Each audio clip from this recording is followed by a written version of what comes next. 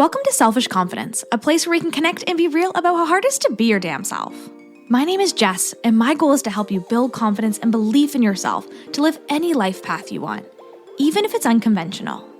It's time to flip off societal pressures and connect with women who've also felt on the outside by their life choices. We're here to encourage you to grab the mic and speak your truth. I know it can be scary, but we're in this together. Let's get started. Hello, and welcome to this week's episode of the Selfish Confidence Podcast. It's Jess here, and oh man, do you ever just feel like everything is flying by your eyesight and you're supposed to grab something, you're supposed to catch on, but there's just so many things that you're like, I don't know if I'm ever going to be able to catch up or grab what I need to grab or remember what I need to remember. Even just someone texted me a few minutes ago, like, oh, what did you do this weekend? I don't know. I can't remember. There's just so many things going on in our heads and in the world right now that sometimes it can feel so difficult to just grasp one tiny straw, one little thing. So we're taking it day by day here, and I wouldn't have it any other way. Honestly, maybe I would have it a little more put together, but that wouldn't be me. I was just thinking I am becoming more and more aware of how different my brain works and how different my brain feels, especially since having a kid and just there being a lot more chaos around and things you have to remember. And I have never been more present than since becoming a mom, because I have to be in that moment. I have to be right there, because if not, my kid's probably going to fall off the couch or something crazy is going to happen. He's so busy. He's moving around all the time. And it's just, I can't always remember or grasp everything that's happening. And my brain just feels not only so full, but it just works so differently than my husband's. He can have a clear task. He can see the task, and he can, even just the dishes. He can see the dishes. He does the dishes. I can see the dishes. I start the dishes. And then while I'm putting away the dishes, I also see this other thing. And I'm like, oh, right. And then I said I was going to feed the cat, and then if I'm going to feed that cat, I also have to get them clean water. And there's something on the floor here. I probably should sweep that up. And it's like a full run around in order to get the one task done, aka the dishes. And I just have been noticing it more and more with everything, with not just, the task of doing the dishes, but even since sitting down here on my laptop, I've been talking about some different things that I've been, different tools, I should say, I've been putting in place to help me to focus, turning off some things on social media, or, just a bunch of different tools that I've been trying to work with, because I'm noticing it even more where I have such little time to get work done that when I do, I need these tools in place, because if not, we're not getting anything done. We're just not getting anything done. And yeah, it's just kind of surprising when you start to see it and it starts to click more and more. You're like, oh, okay, I see where this is coming from. Yeah, I sat down at the desk to record this podcast episode, but then I had to light a candle, and then through that I saw these books on the shelf, and I was like, oh, I got to pick my next book to read. And then I was like, well, now I'm sitting here, I got to pull. It's just so funny how it works. And I bet you listening to this, you can relate to that too. And I find it fascinating when people have a brain that can just see the one thing and do the one thing, because mine just doesn't do that. And I'm starting to tell myself it's a superpower. It's a gift that we have, right? And today I really wanted to talk to you about the things that I have been learning in my motherhood journey and the lessons that I've been learning in this motherhood journey, because I have a 1-year-old. When did that happen? I don't even think I always realized that I'm a mom, let alone now a mom to a 1-year-old. And honestly, the time between 2020 and now is very blurry. And I be real with you, I forget that I'm a mom. If he's not right in front of me, or I'm not in mom mode, I'm not a mom. That sometimes my brain just can totally forget about it. If I'm off duty, okay? Don't be coming at me and thinking I'm not taking care of my kid. He's well taken care of. But if I'm off duty, I can sometimes forget. And it's such a strange year to have this all-consuming life change happen and yet sometimes also feel like nothing changed at all. And I think when I sit down on this microphone and I have this verbal I was going to say verbal diarrhea, but like verbal diary to you of all the things that are going on in my life. And I hope by me being able to share it with you, you can feel things too. But through that process, I just feel like myself so easily that I can forget the outside world. And yeah, since I've been doing this now for a year, I wanted to share a few things with you that has been like the lessons and the things that have come up so often that I think we overcomplicate, especially as first-time parents. We overcomplicate a lot of things. And if we could almost have that second parent mindset, it would make this process of becoming a parent a lot easier. Because it's like, honestly, when we're beginners, none of us are very good at being beginners, right? I just watched my nephew go around on a hoverboard and being all cool and stuff. And I was like, there's no way you were good at that the first try, because he was making fun of my husband who couldn't do it. And I was like, there's no way you were good at that the first try. And they're like, honestly, he was pretty good at it. And like, dang kids. But they're the only ones. Most of us aren't good at things the first try, right?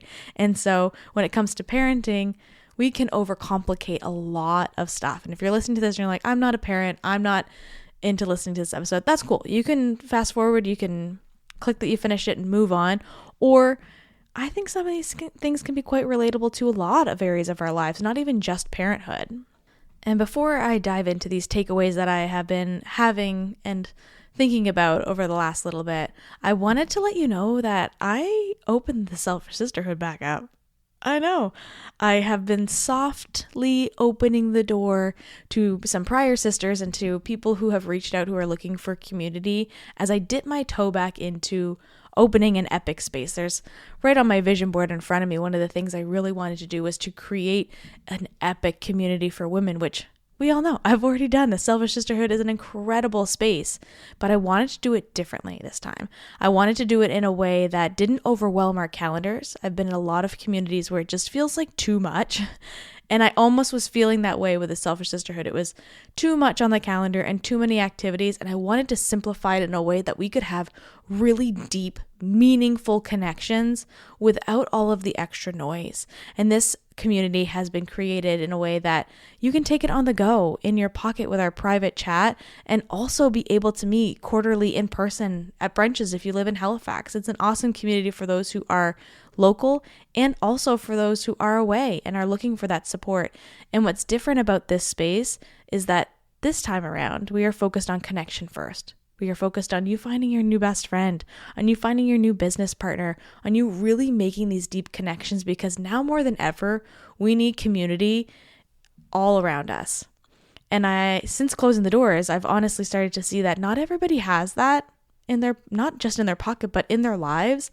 And I really wanted a space that if someone needed something in a season that they're in, and I feel emotional as I think about this because I've had a lot of stories lately of people coming to me who needed a space in really dark seasons, and I wanted to have that for them.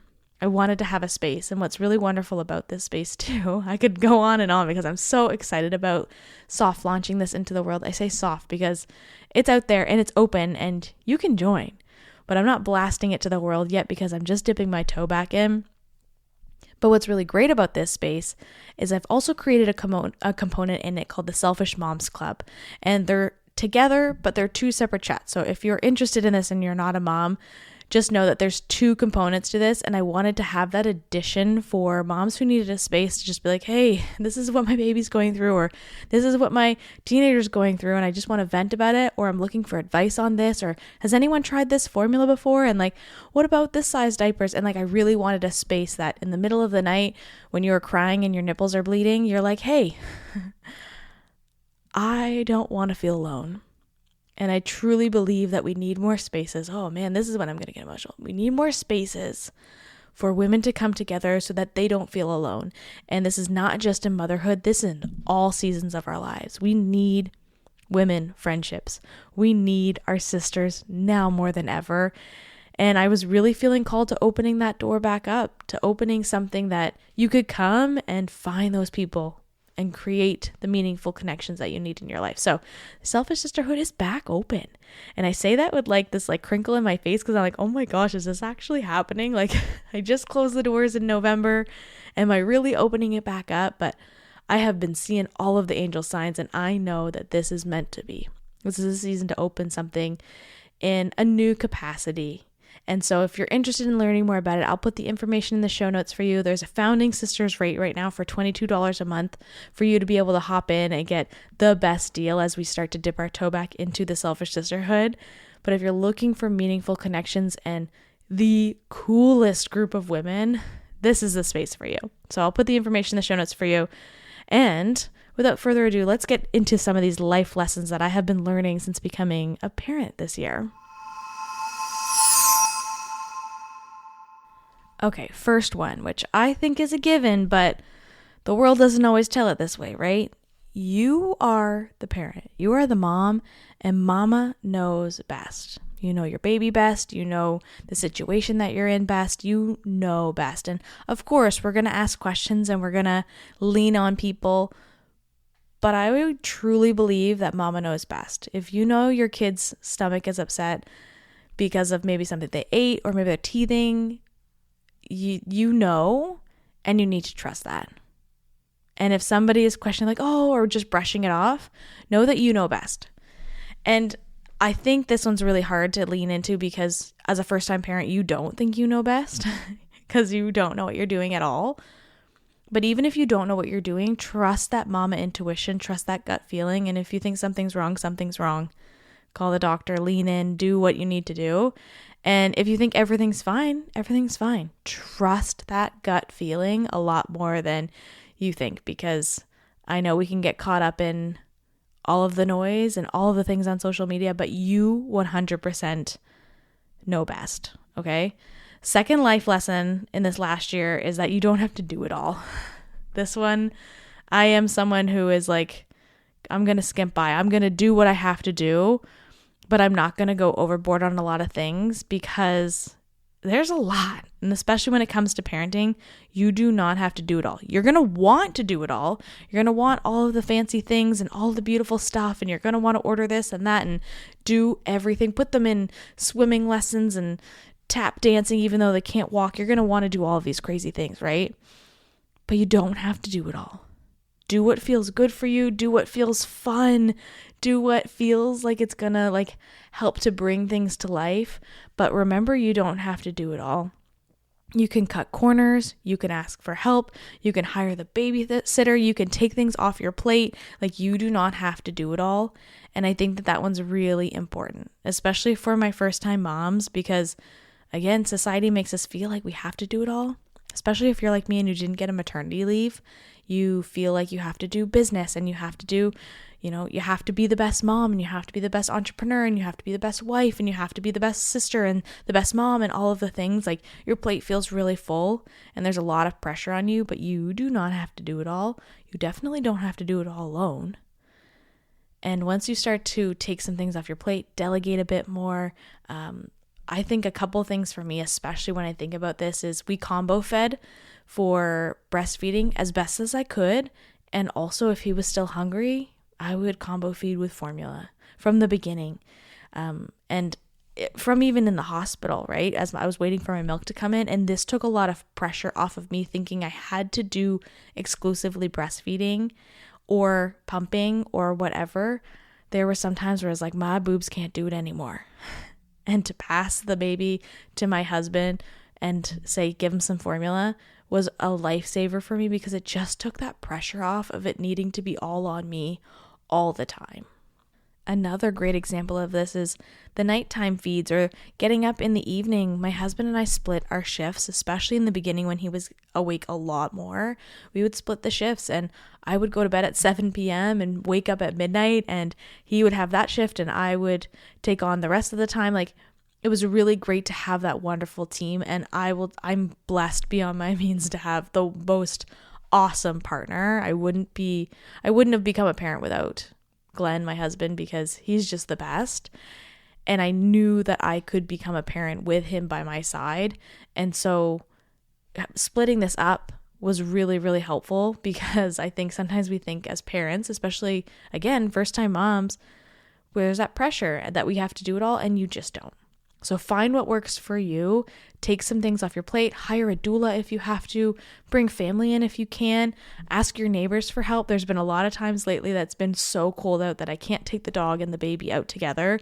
And so I'll ask a neighbor to come over, like, hey, do you mind watching my baby for a few minutes so I can take the dog out for a walk? And everyone around us is dog lovers. So we have a lot of support in our direct community too, but ask for help. Okay. You do not have to do it all alone.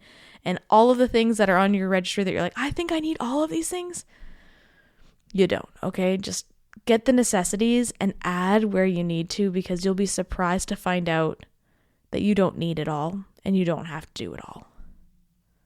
Number 3, and as I said earlier, I said have a second child mindset. It's like almost as if it's like your second time being a parent, but it's not. It's your first baby. But Glenn and I are both second babies, and we wanted to go into this again as we're older. We're 35 having our first kid, and so we've watched all of our friends do it. Whereas like we just had dinner at our best friend's house who has 4 kids. Okay, like we have seen a lot, and it helped us a lot to have that second baby mindset, because again, where we were second babies and also have seen a lot, it took a little bit of pressure off. And of course, there's still a lot of things where we just went into it with not knowing anything, but took a little bit of pressure off to almost pretend like it was our second baby. Okay.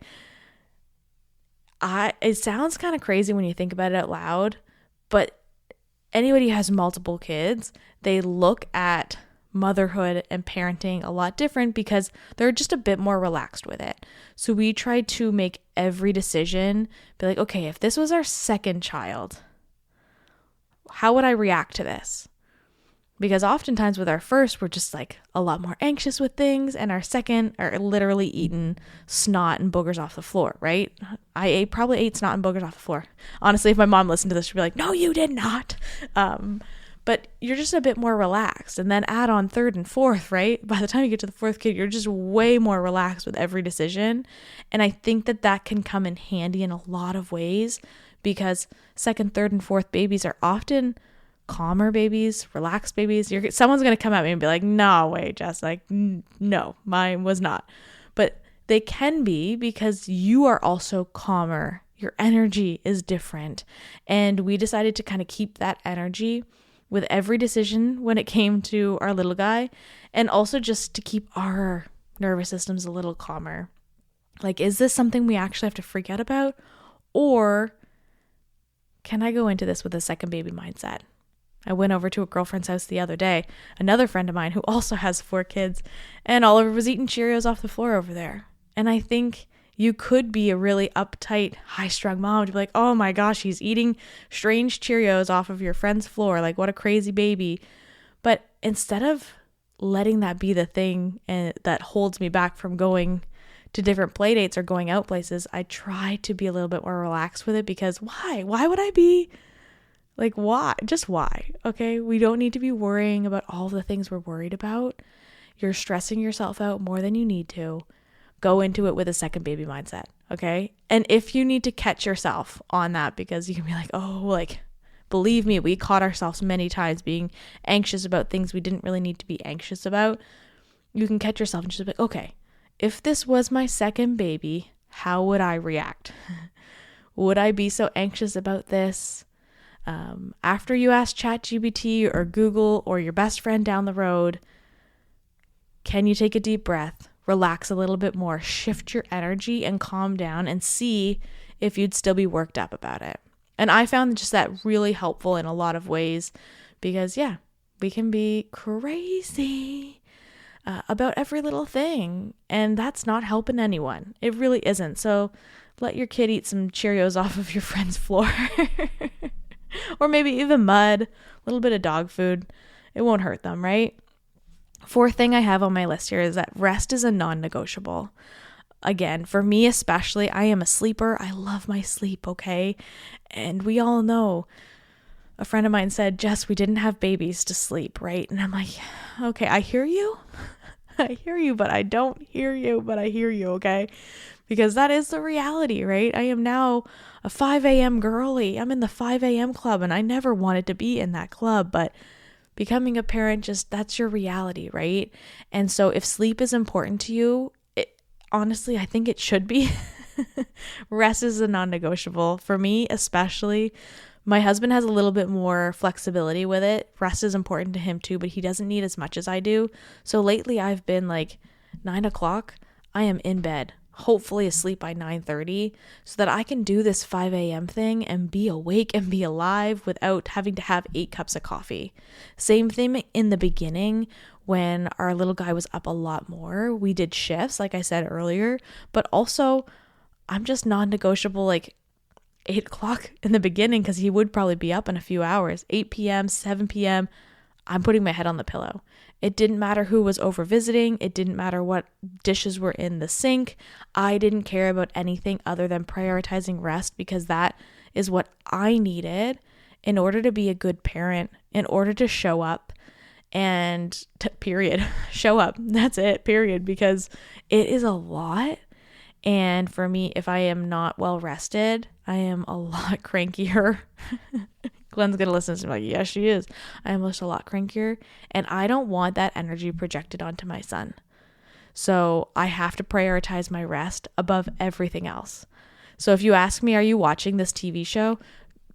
High chance I am not. Because once we get onto a kick of a certain show, like I'm in it, and then I have to stay up late. And those weeks that we were watching Stranger Things over the Christmas holiday was just not a vibe for me. We were up way too late. My son does not understand that I was up late. He's going to still wake up at 5, okay? So I just am always going to, number one, choose rest. If I needed to, there's some days that I would nap. I'm not a napper. But if you're a napper, wherever you need to get the sleep, you get the sleep, okay? Prioritize it above everything else. And I know that's not realistic for everything. I get that. But if you can balance it out and choose rest over wherever you can cut it, I'm going to say scrolling on your phone, even checking your emails or what it is that you think is so important, ask yourself, will I feel better if I take a nap or go to bed earlier? And if the answer is yes, do that. Everything else can wait. The dishes can get done when the baby's awake, okay? You can't sleep when the baby's awake. So figure out the balance for you that works. But rest for me was like always my number one, my non-negotiable. Number 5 I have here is all about your identity. Oh man. I wonder if you're new here. Hey, welcome. So glad you're here. If you are new here, I'd be so curious for you to listen to one of these newer episodes and then to also go back to like 2021, 2022 episodes and be like, oh yeah, you are a very different person, because the identity shift that happens when you become a parent, there's no explaining it until you go through it. I was actually just talking to another mom about this the other day, especially even with this concept of reopening the sisterhood. I needed to close it and reopen it because I am a new version of me. And I don't feel like that old version of the sisterhood could work with my life anymore. And I also just felt like I was almost trying to fit it into a box, or fit me back into a box that it just didn't fit anymore.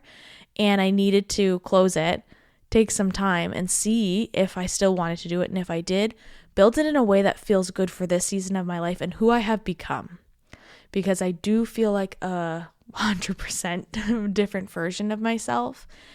And I never expected that. I'm naive, right? We all know that. I expected to just like pick everything back up and keep going after taking 8 weeks off. And I just had a baby and oh my gosh, I feel so great. And I did feel so great.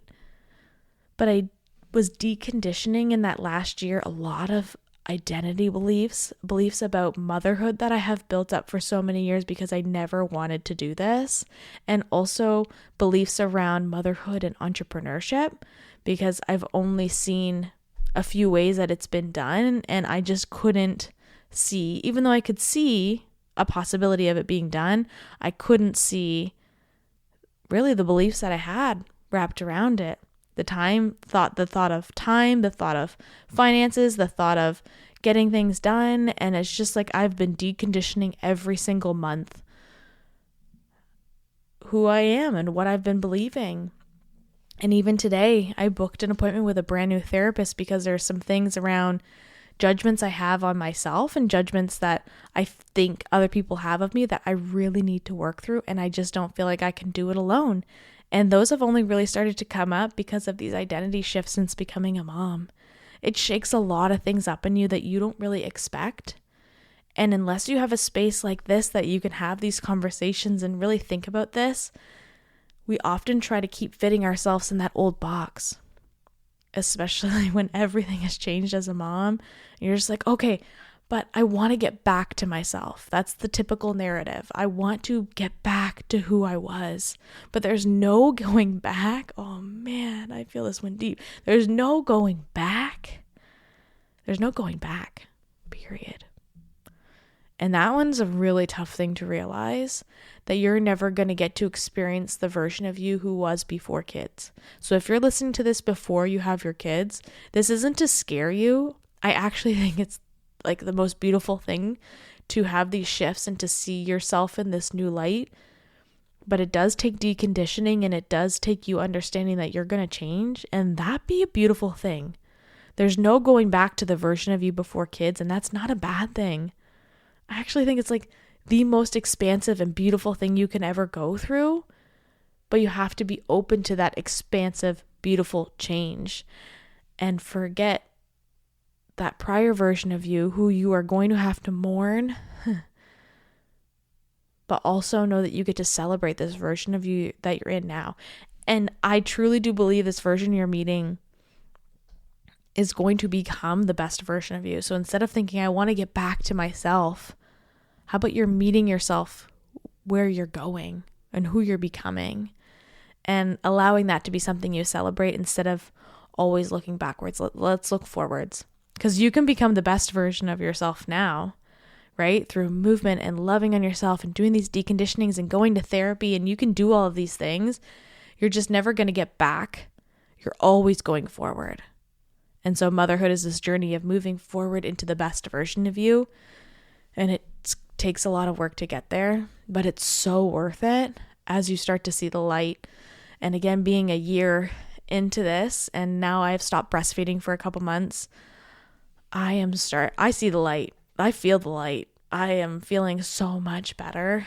And it's a really, really beautiful gift to see, to get out of the trenches. And I think that that's also giving me hope, knowing if and when we do this again, part of me is like, oh, shooters, you still got to get pregnant and you got to do pregnancy again. You're putting your life on hold really for like a 3-year period, but there is light at the end of the tunnel, and you are going to feel like yourself again. Like you're going to feel the lightness, and you're going to feel the beauty, and your identity is going to be shifted, but it's going to feel, at least for me, and again, I think this comes from the work I'm doing and the people that are around me, but it feels good. You're going to feel good again. You might not be going back to a prior version of you, but you're going to feel good, and you're going to find this version of you. And I think that's something pretty special. I have a couple more here that I just want to share with you real quick, but the first one is the village is going to look really different for you. It's not the same traditional village that they talk about in the movies and in TV. And, it takes a village to raise a child. The village is really lonely. I will be honest with you on that. And unless you create your village, it doesn't always feel like it's there. Everybody has really busy lives. Like, we have busy lives, right? And unless you're going to be a villager and show up for other people too, it's hard to sometimes put that on yourself and think, well, nobody's here, nobody's showing up. Like, sometimes we just forget, right? When was the last time you thought about Sally Sue down the road and what she's going through? Every house on your block is going through something. Every person in your family is going through something. And even if that's just the regular day-to-day life. So give everybody a little bit of grace here in this season too, but ask for what you need also. Create your village. If you don't have the traditional, like, my family lives in the same neighborhood as me and they show up all the time, Like, we don't have a lot of family here, but we have built a village that is just the best. And it's been from neighbors and a few family members that we have here, and also friendships that we've created, and things like the Selfish Sisterhood. We had so much food and people who dropped off food and showed up for us in so many ways from finding communities like this. And I think it's important that if you don't have a lot of family around you, that you build a village, whether that's digitally, online, and with the people that you meet in the space that you can just chat things out with, or locally with community centers and library programs and mom and baby meetups and people that you work with, right? Having a doula and all of the things. You can make a village, okay? It doesn't look like they tell you, right? It takes a village to raise a child. That's not it. It does. It's important, but it doesn't come naturally, and we have to put the effort in to find it. And sometimes that also takes hiring it, okay? So find what works for you, but create a village. It's really, really important that you have one, even if it's just a couple people. It doesn't need to be this massive amount of people knocking on your door. A neighbor can go a long way. A mother-in-law can go a long way. Family in general, anyone, right? Even your partner. Sometimes the village can just be a really great partnership with you and your partner and your baby, and that's enough too. But find what works for you and create that village, because it's really, really important that you have one. And the last thing I'm going to share with you right here is it's just a phase, okay? I had a friend of mine once say to me, I was going through this phase of like not great sleep. And I was just like, he was sleeping so good and now he's not. And oh my gosh, is this my future? Is this every night for the rest of my life? And I'm not going to be able to do this. And oh man, looking back at that version of Jess, I'm just like, girlfriend, chill out, chill out. Okay. It's not that serious, but you don't know it when you're in it. And even now when we have blips in sleep, I'm just like, oh my gosh, is this the new forever? But this girlfriend said to me, she said, it's just a blip, Jess. It's just a phase. It's just a blip. It's once it passes, we'll go back to regular sleep. Okay. It's not going to last forever. And she was right. She was right. Did it happen again? Yes, it happens every month. Let's be real. Sleep regressions are always, right? There's always something that's going to mess with your sleep. But I found it really helpful to think in my head, it's just a blip. This is not forever. Because once we get into that spiral that this is the new normal and I am never going to sleep again, it's not helpful. It's not helping you at all. For me, the chronic optimist needed to think it's just a blip. It's just short term.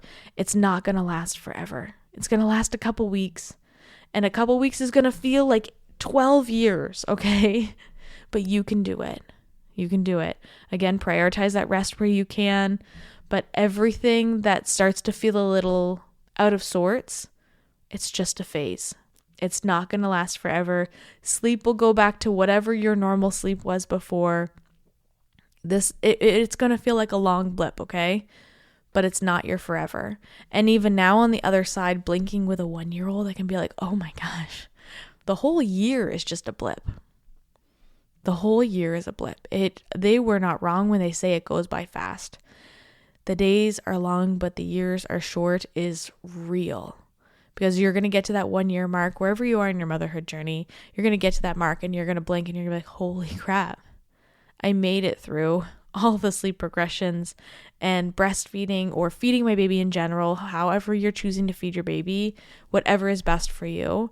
But you're going to get through all of that and you're going to be like, okay, I did it.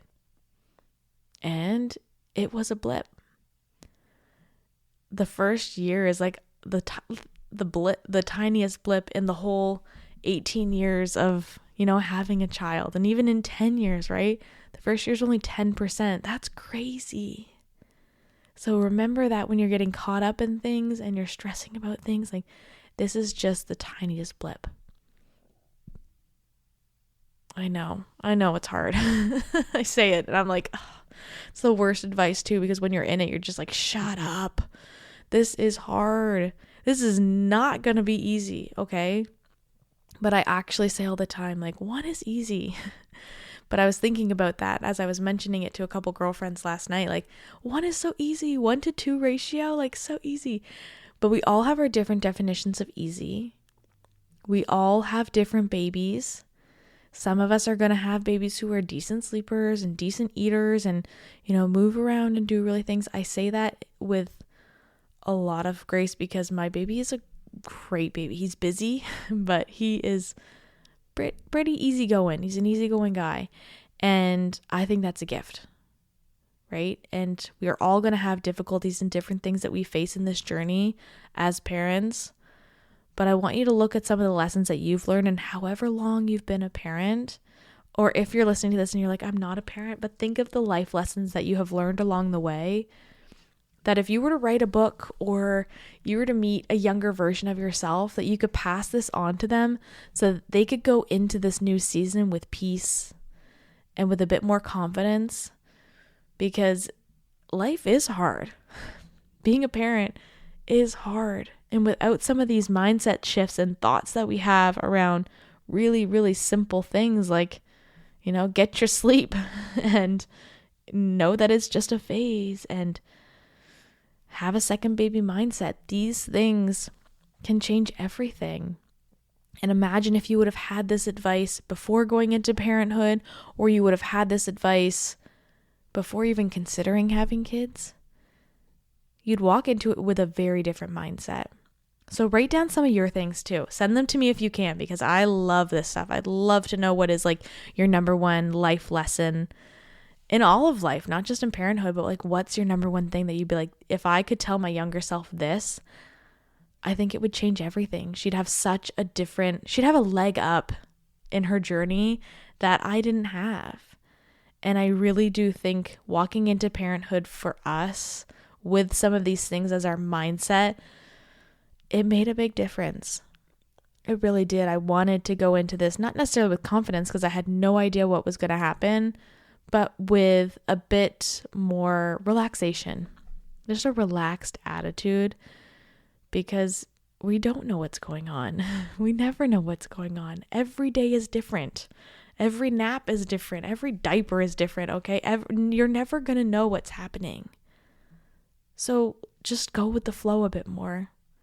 Release the stress that you have to have it all figured out. No parent has it figured out.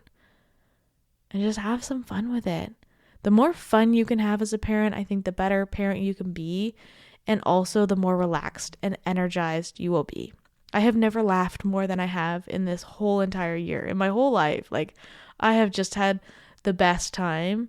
I've also cried so much more. I am stressed so much more. I am like dreading having to get this baby in his freaking snowsuit to go for a walk. Like, oh my gosh, winter and babies and all of the clothes is just awful, but it's also the best. Because the other day when I was walking out of the house and walking to go to our car, which is in the garage, which is a little further down our driveway, and it was snowing, and he just like looked up and he could feel the snow on his head because I'm that mom that doesn't have a hat on my kid.